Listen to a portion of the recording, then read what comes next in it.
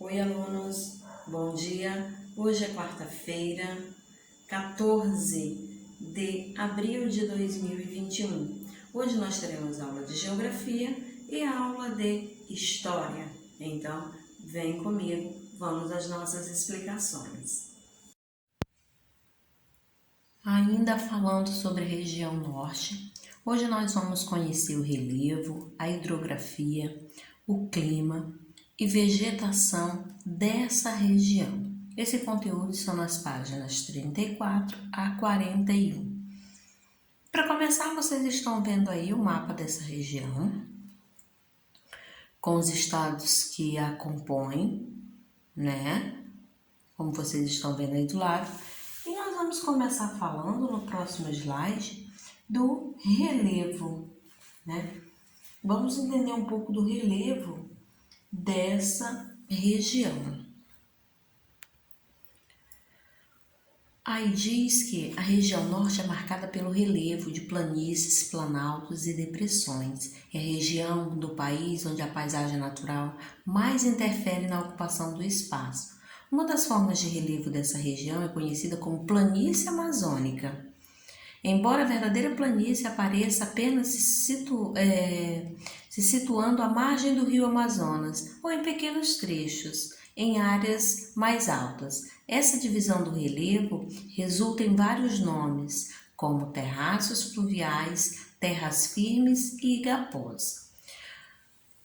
Os limites do relevo da região norte são: ao norte, o maciço das Guianas, tá?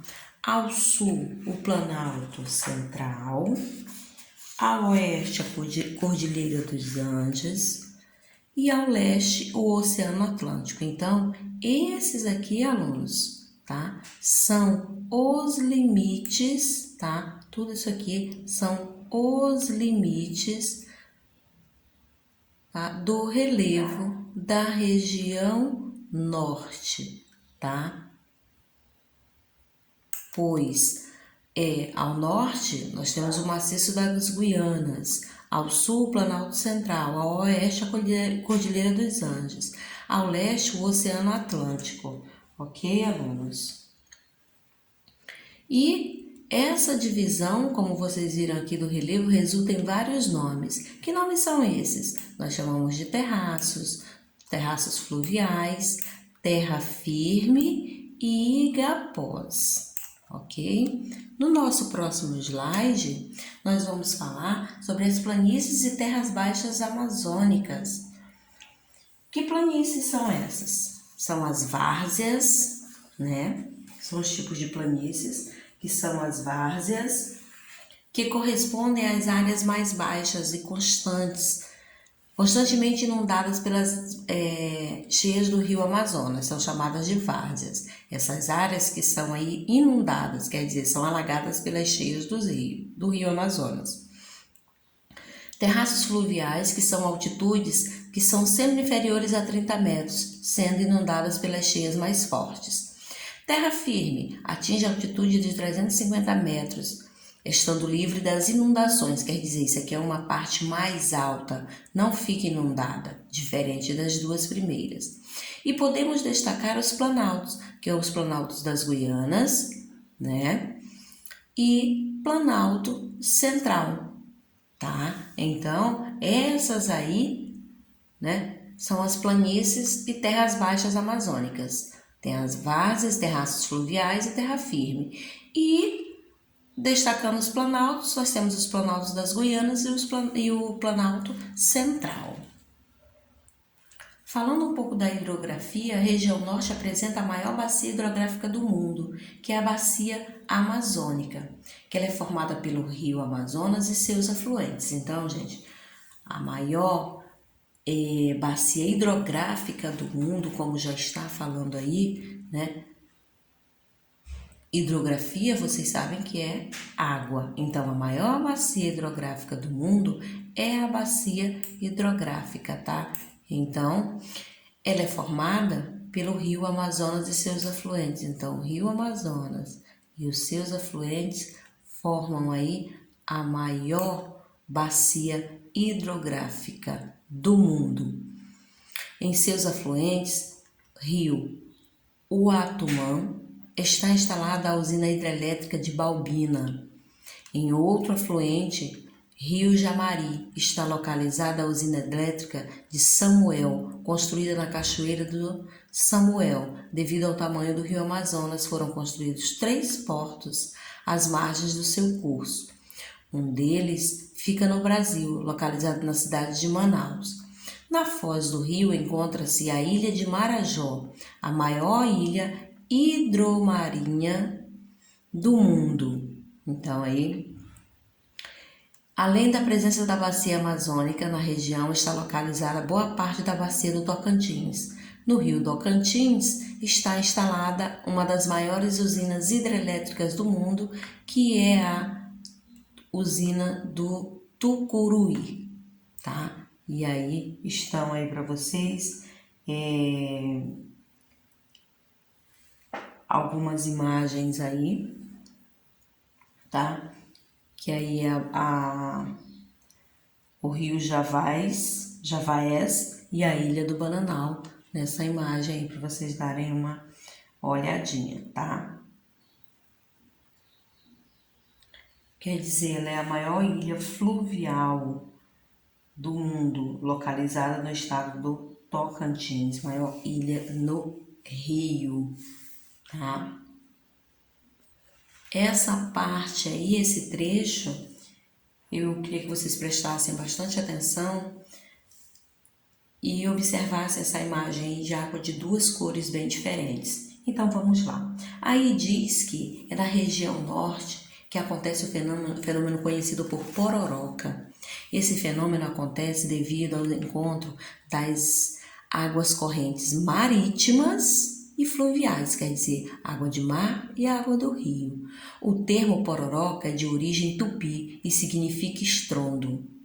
A pororoca se torna mais evidente nas mudanças de fase de lua, especificamente nas fases da lua cheia e nova. O processo ocorre quando os níveis de águas do mar se elevam e invadem a foz do rio, e o encontro dessas águas promove o surgimento de grandes ondas que podem atingir até 10 metros de altura e de largura e 5 de altura, chegando a uma velocidade que oscila entre 30 e 35 km por hora. Então, isso que eu expliquei para vocês é o fenômeno da pororoca, tá? Se vocês pesquisarem na internet, vai ficar bem melhor para vocês entenderem. É porque não posso colocar um vídeo dentro dessa aula, tá, alunos? Mas se vocês pesquisarem na internet, vocês vão ver vídeos da pororoca, sim, tá? Então, basta colocar lá. Outro fenômeno intrigante é o encontro das águas do Rio Negro e Solimões. E isso dá para ver perfeitamente aqui, né? Rio Negro, mais escuro, e Rio Solimões, esse aqui, né? E as pessoas navegam bem próximo, porque já estão acostumadas aí. Então, com as águas, né? O encontro das águas do Rio Solimões com o Rio Negro, que caminham juntas sem se misturar por quilômetros. Então elas caminham juntas assim, sem se misturar. Esse fenômeno é uma das grandes atrações turísticas da região. Então, muitos turistas vão aí visitar esse rio, vão visitar esse encontro dessas águas aí, que a gente vê que é bem bonito, né? Uma água escura com uma água mais clara, onde elas caminham juntas sem se misturar por quilômetros, tá? E também tem um encontro aí, né? No caso, o fenômeno da pororoca, também que é muito visitado por turistas, principalmente por surfistas, né? Que desafiam aí a natureza tentando surfar aí nas águas durante o fenômeno aí da pororoca, com suas ondas aí, né, que oscila entre 30, né, e 35 metros por hora aí de velocidade. E com largura de 10 metros e 5 de altura. Então, aí fenômenos da natureza que atraem diversos surfistas. Depois desse breve conteúdo, temos atividades nas páginas 36 e 37. Me acompanhem, por favor, durante a leitura. Na página 36, você vai pesquisar no texto e responder qual a principal bacia hidrográfica da região norte, como se chama e onde está localizada a maior ilha fluvial do mundo, tá? Cite as principais formas de relevo da região norte. Número 2, você vai usar V para verdadeiro e F para falso. E no 3, escreva um pequeno texto sobre o rio Amazonas, tá? Você vai falar aí sobre o rio Amazonas. Claro que você vai saber falar muita coisa, porque esse conteúdo é falado aí desde sempre. Vocês sabem a importância do rio Amazonas. E na outra aula eu também já falei muito sobre o rio Amazonas, tá? Na página 37, os limites do relevo da região norte são. Também vão colocar. E na questão 5, observe o mapa de hidrografia da região norte. E aí, observando esse mapa, você vai circular no mapa o rio Amazonas, né? E escreva o nome de alguns afluentes. E aí você vai ver o nome de alguns afluentes aí desse rio, né? Que é o Solimões, né? O Rio Negro, né? Nomes de rios aí que eu falei para vocês e que vocês também, olhando aí nesse mapa, você vai encontrar. Basta você observar no mapa e ler, que você vai achar vários rios aí que são afluentes aí do rio Amazonas. Basta olhar no mapa que você vai conseguir identificar. Não precisa colocar todo, mas você coloca pelo menos uns 4 ou 5, tá? Que você encontrar. Dando continuidade ainda ao nosso conteúdo, vamos falar agora do clima. O que diz o clima? Como é o clima lá? Será que é muito chuvoso? Será que é muito quente? Será que faz sol o tempo todo? Por ser floresta, chove o tempo todo? Vamos descobrir. Clima. Terras pouco elevadas e baixas latitudes podem criar uma região com climas quentes. A existência de calor e da enorme massa líquida favorece a evaporação e faz da região norte uma área bastante úmida. Então, região norte aí, ó, bastante úmida. Então, ó, deixa eu sublinhar aqui para vocês, ó. Região norte, bastante úmida, tá? Bastante úmida. Quer dizer que ela tem climas quentes, mas ainda assim é bastante úmida. Dominada assim por um clima do tipo equatorial. Apresenta temperaturas elevadas o ano todo, em média 24 graus a 26 graus. Então as temperaturas de lá, né, dessa região, são sempre elevadas. Amplitude térmica, com exceção de algumas áreas de Rondônia e Acre, onde ocorre o fenômeno da friagem em virtude da atuação da massa polar da Atlântica, o El Niño, permitindo que massas de ar frio vindas do Oceano Atlântico Sul penetrem nos estados da região sul. Entrem por Mato Grosso, atingem os estados amazônicos, diminuindo a temperatura.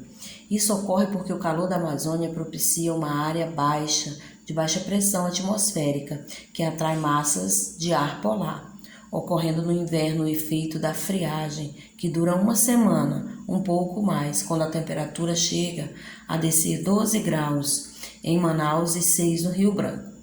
O regime de chuvas. Como é que são as chuvas lá nessa região? É bem marcado. Lá é assim, gente. Havendo um período muito seco, né? De junho a novembro, tá? Muito seco, né? E outro com grandes volumes de precipitação, quer dizer, de chuva, de dezembro a maio, quer dizer, muita chuva nesse período agora, tá? Desde dezembro a maio, muita chuva. As chuvas somam mais de 2.000 milímetros de precipitação anuais, havendo trechos com mais de 3.000, como o litoral do Amapá, a foz do Rio Amazonas e porções da Amazônia Ocidental. Então, é bem diferente o clima, como vocês podem ver, né? Aí, como a gente está conversando, lá nessa região. Há um período bem longo de muita chuva e também um período bem longo sem chuva nenhuma, certo? Então, lá na região norte não é frio o ano todo, né?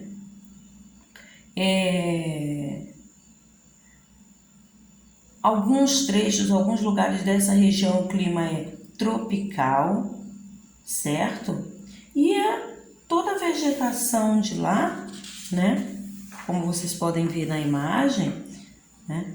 Também do livro de vocês, é composta de mangues, de cerrados, de campos e da própria floresta amazônica. Falando um pouquinho da vegetação, como sabemos, a região brasileira mais extensa é a região norte. Isso vocês já sabem, né? Nela existe a maior floresta equatorial do mundo. Possui também grandes áreas de florestas preservadas, onde podemos encontrar cerrados, campos e vegetação litorânea. Mas a principal é a floresta amazônica, que abrange aproximadamente 80% da região norte. A floresta amazônica possui distinções quanto à formação vegetal, que varia de acordo com a altitude do relevo. Em razão disso, a Amazônia é classificada em 4 tipos, né? Então vamos lá. Eu tenho aí a Mata de Igapó. O que quer dizer a Mata de Igapó? Observe que a vegetação ocupa as partes mais baixas, né? E permanece alagadas. A Mata de Várzea, a vegetação que ocupa as áreas mais elevadas, que sofrem inundações durante períodos de chuvas, né? Cheia dos rios. E aí nós temos a floresta semiúmida, que mostra aí um tipo de vegetação em transição entre outros biomas, né? Com troncos finos, né? E a mata de terra firme, que a vegetação se localiza em áreas livres das cheias dos rios, tá? Como vocês estão vendo aí, cada uma dessas imagens. Então, só para fixar melhor, a vegetação da região norte é classificada em 4 tipos, que é a mata de igapó, a mata de várzea, floresta semiúmida e mata de terra firme. A floresta amazônica, além de se localizar na região norte, estende-se pelos estados do Maranhão. Ela também se estende pelo Mato Grosso, além dos limites do território brasileiro, como Venezuela, Colômbia, Peru, Equador, Bolívia, Guiana, Suriname e Guiana Francesa. Tá, alunos?